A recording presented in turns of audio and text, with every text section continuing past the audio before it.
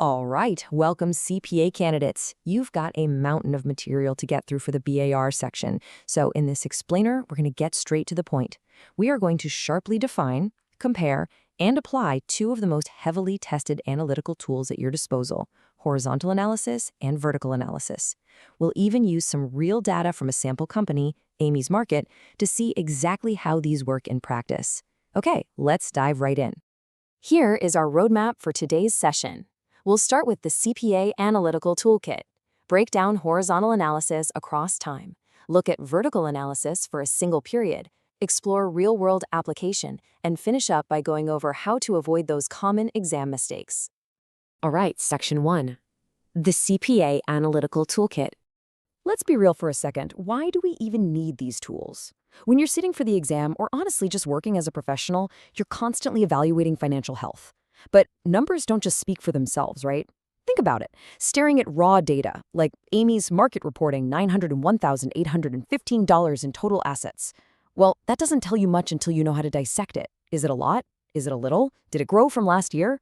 Raw financial numbers are basically historical snapshots, subject to seasonality and sometimes obscured by inflation. They're literally just walls of numbers until you apply the right analytical lenses to actually understand the entity's profitability, liquidity, or efficiency. So this brings us to the ultimate face-off, which is your fundamental starting point for comparative analysis. You're basically doing one of two things here. You're either comparing data across multiple years, which is horizontal analysis, or you're drilling deep into a single year, which is vertical analysis. Getting this distinction down cold is absolutely crucial for the exam. Section 2. Horizontal Analysis. Across time. This first one is basically your time machine. It lets you look at the past to predict the future. You'll often see the exam call this trend analysis, and it's exactly what it sounds like, spotting the historical trajectory. You're comparing financial info for balances and amounts across multiple statement periods. Your goal is to identify patterns from year to year, calculate the growth or decline of key line items, and really see the overall momentum of the business. So how do we actually calculate this? Well, in horizontal common size analysis or trend analysis, you've got to establish a base year as your anchor. You just assign that base year a value of 100%. Then every single year after that is stated as a percentage of that original base amount.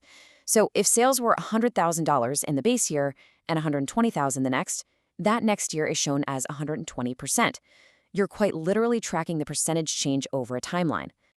And this perfectly illustrates horizontal analysis in action. We're tracking Amy's Market over 6 years here. Just look at the trend from year 4 to year 5. In the source data, net sales and cost of goods sold had just been creeping up gradually, but then, boom, they nearly double in year 5. And right along with it, that gross profit line shows massive, noticeable growth from year 4 onwards. Horizontal analysis lets you instantly spot these huge upward trajectories that you'd probably struggle to visualize if you were just staring at a standard income statement. Here's a quick memory trick to lock this in for test day. Horizontal equals looking out at a horizon. Just picture yourself standing on a beach, looking out at a wide horizon, scanning from left to right across time. Year 1, year 2, year 3, you're scanning across the periods. Moving right along, Section 3, vertical analysis. 1 period. If horizontal is all about the timeline, vertical is about the anatomy of a single moment. You'll often see vertical analysis referred to as creating common-size financial statements. The key here, it completely ignores other years. Instead, you just pick a specific line item to be your base amount, set it to 100%, and then calculate what percentage every single other line item in that period is of that one base amount. This breakdown is a perfect visual anchor for how vertical analysis works on the balance sheet. And here is a golden rule. For the balance sheet, your base amount is always total assets. Always. So for Amy's Market in year 6, that $901,815, that represents 100%. Now we can see exactly what makes up the whole pie. Current assets make up roughly 43%, and non-current assets make up 57%. You just see the proportions intuitively, all at a single glance. Okay, but what about the income statement? Well, on the income statement, your base amount is always net sales. So looking at Amy's market for year 6, net sales is our 100% base. Cost of goods sold comes in at 71%, and gross profit is 29%. What this actually means in plain English is that Amy's direct product costs chewed up exactly 71 cents of every single sales dollar generated that year, leaving just 29 cents as gross profit. And here is your memory tip for vertical analysis. Just imagine looking straight up and down a single column on a piece of paper. You're staying entirely with one single financial period, moving vertically from sales down to net income or from total assets down to cash, top to bottom. All right, Section 4, Real-World CPA Application.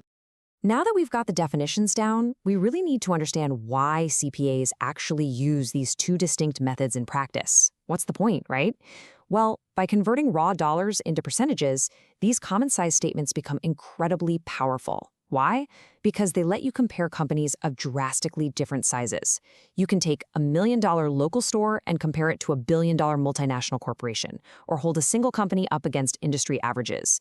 Comparing raw numbers between a small guy and a giant tells you literally nothing. But if you see both companies spend 22% of their assets on inventory, boom, now you have a meaningful, standardized comparison. You strip away the noise of absolute size to reveal the actual underlying operational structure. Section 5. Avoiding common exam mistakes.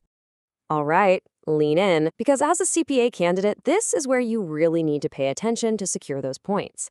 Let's talk about the classic traps the exam uses to trip you up. Trap number 1, mixing up the terminology. Just lean on your memory tips. Horizontal is the horizon across time, vertical is up and down, a single year. Trap number 2, using the wrong base amount for common-size statements. Do not forget this. Income statement base is net sales, balance sheet base is total assets. And trap number 3, which is a big one, focusing entirely on the math and forgetting the interpretation. Look, crunching the numbers is only half the battle. Examiners want to know if you actually understand what the calculation implies for the business. Which brings us to a really fundamental concept from your textbook, ratios and percentages. They don't just hand you an objective truth on a silver platter. As the text states, the analysis often prompts questions requiring further investigation. The numbers are just a roadmap. CPAs use these tools to spot fluctuations or relationships that are completely inconsistent with expectations. When something breaks the expected pattern, that's your cue to dig deeper.